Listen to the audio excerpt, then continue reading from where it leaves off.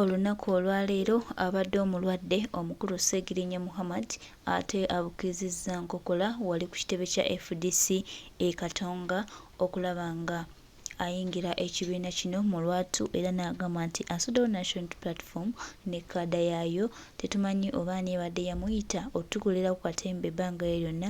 Olunaku olwalala ate Ssegirinya Muhammad bannange yeeswazizza kubanga yatulimbye nti abadde mulwadde era tubadde tumulaba ng'ali bweru eyo ng'agamba bannansi nga bw'ali omulwadde nga bw'atasobola kutambula nga bw'atasobola okwogera nga bwe bamulongoosezza ekibumba nga bw'agenda okumala mu kkomera ebbanga lya myaka miramba.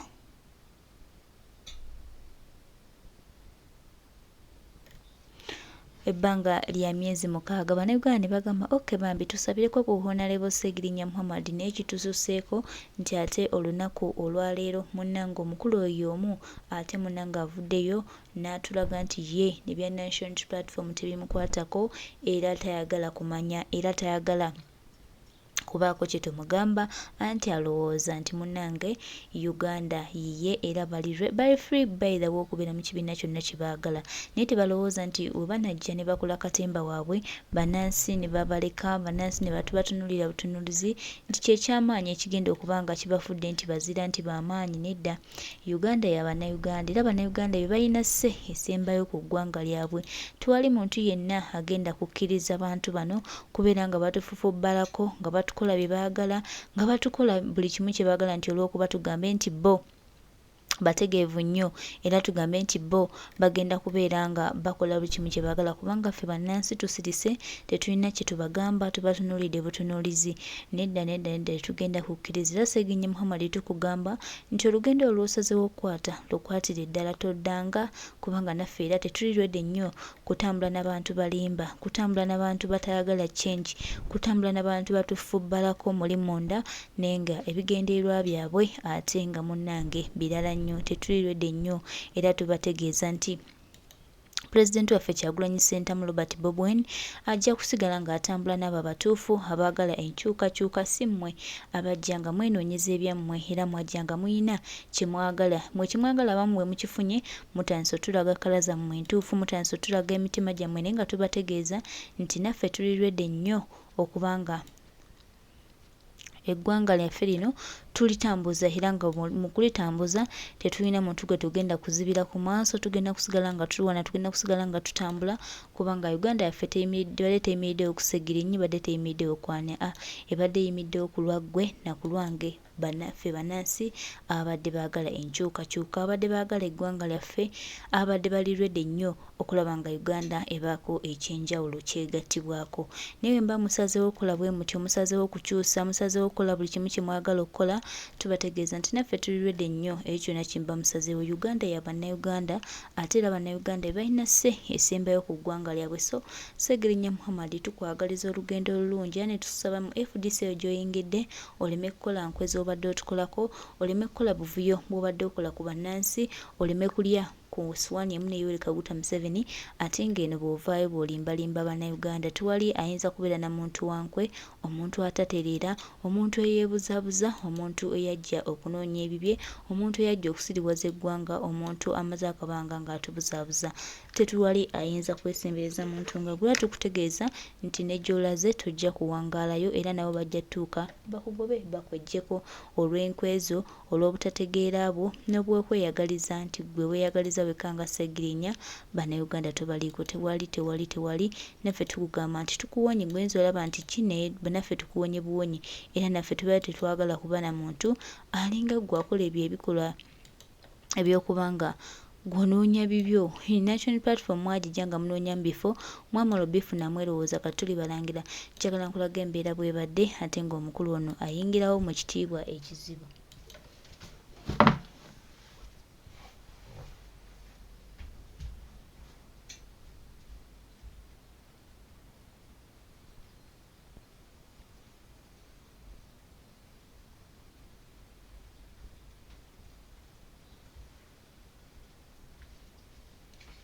embeera bwekyo bweri ng'omukulu Ssegirinya Muhammad ayingirawo wano wa Dr. Agenze Ssegirinya era ng'akimye kaada ya FDC mbuuja agenda okusentandika okuba ng'atambulirako neffe tumugamba kimu tumwagaliza olugendo olulungi era tumusaba ne gy'agenze eno abeereyo na mirembe aleme obbakulako enkwe z'abadde agenda atukolako.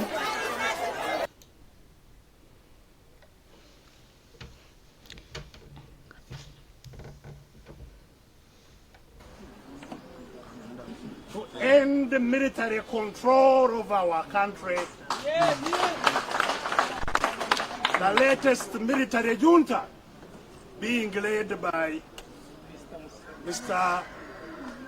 Yoweri Museveni.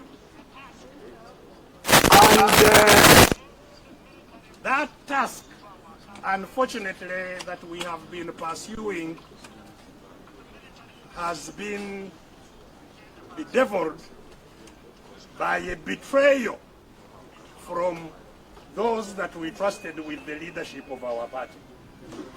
It's a very sad day indeed that leaders in Uganda continue to betray those who put trust in them.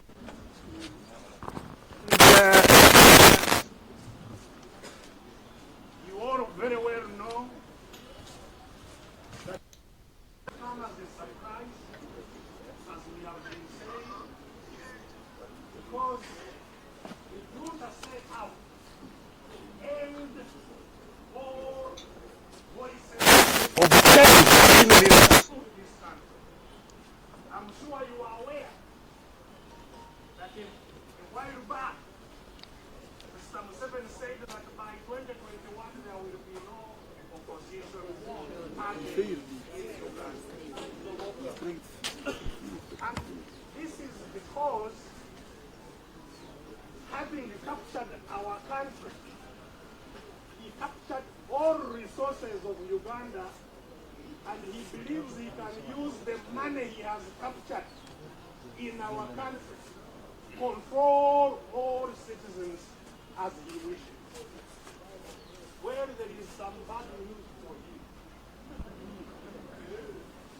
He can compromise some leaders. He can buy the parties that we form. He will never buy the free spirit of the people.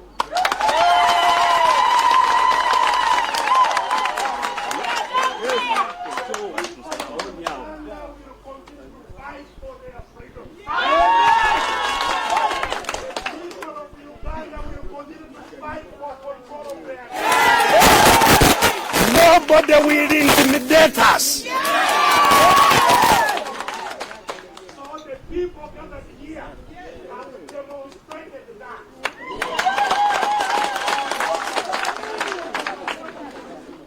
We are locked outside. You have them being here so that they don't come to join us. Not to be here physically, but their spirits are here, and together we are saying, as just engaged the new gear.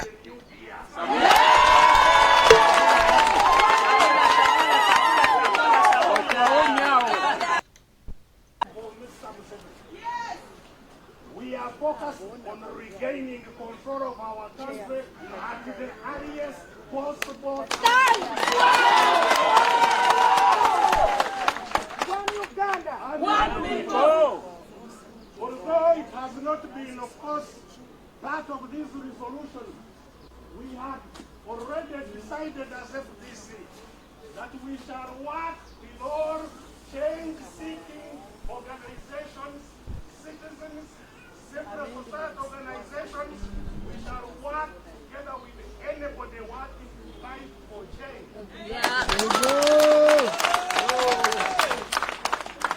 So, ladies and gentlemen, as we leave this meeting, we must resolve to defeat all things.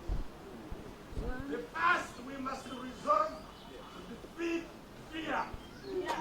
We defeat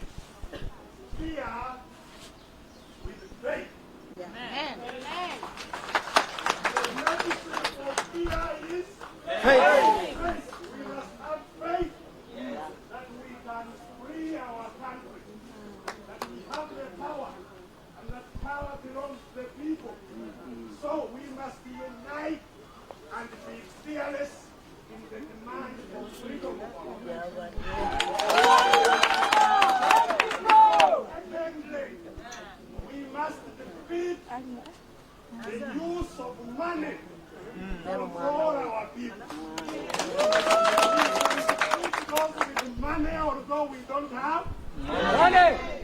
We shall not be prisoners of money. So those who wanted this delegates conference not to happen said they will not give us money. As it happened or has it?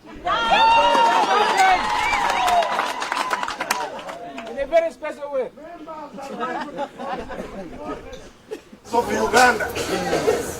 Where are the people from Karamoja? Oh, we are here. Karamoja. Here. The people from Zombo. The people from Kisoro. Kisoro is there. The people from the mighty Kingdom of Rwenzururu. They are here. The people from Namayingo in the Kingdom of Busoga. They are there. Name any district, you'll find it here. People came on their own. Most of these people slept in Kampala, and they are without. Some have not had food, but they are determined to free their country. The road to freedom begins today. And of course, we shall free our headquarters at Nagaana.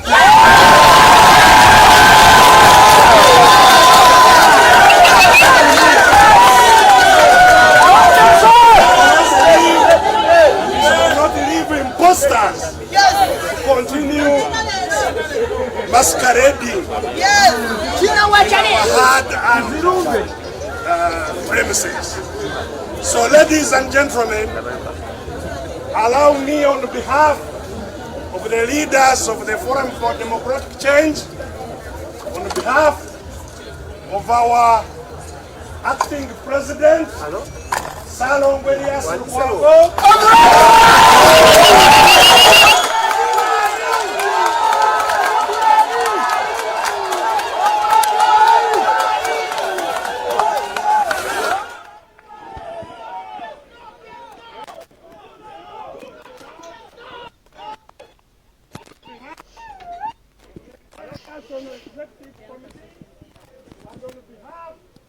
of the chair of the party who has demonstrated that he... Can you doubt that Ambassador Birigwa is unblockable?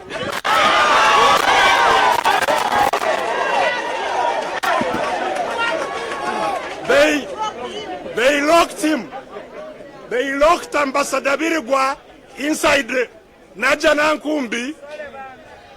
They didn't know that he was a very skilled right we were born with. Nobody will block us. We shall see our Uganda free. We shall see Mr. Museveni and his imposters who have caused immense suffering to our country. We shall see them leave and our country return to our hands. So be of faith, have faith, be strong. Number 3 that we must defeat. I told you we must defeat. Oyo abadde Dr. Agenze Besigye era nga agamba bana FDC nti babeererwedde essaawa yonna omukulu w'Yoweri Kaguta Museveni ava mu ntebe y'obukulembeze bw'eggwanga ate nga munnange naffe eno tusiibya tuwaga nga Kyagulanyi Ssentamu Robert Bobi Wine the elected president of Uganda ate agenda mu maaso n'okuba nga naye ye president addako ow'eggwanga ku lwa Uganda n'eggwanga lyaffe tugenda funa obunonozi, tugenda funa obwetuwaze, tugenda kubeera bawanguzi, tugenda kulwana amakazi n'amasajja okulaba nga Uganda yaffe ebako ekyenjawulo kyetuukako oba okulaba nga eggwanga lyaffe lino linunulwa. Mu mbeera yonna Uganda egenda kununulwa ewatali agamba, ewatali agambayo, nga twekuttamu tugenda fuuka bawanunuzi era nga twekuttamu tujja fuuka abawanguzi.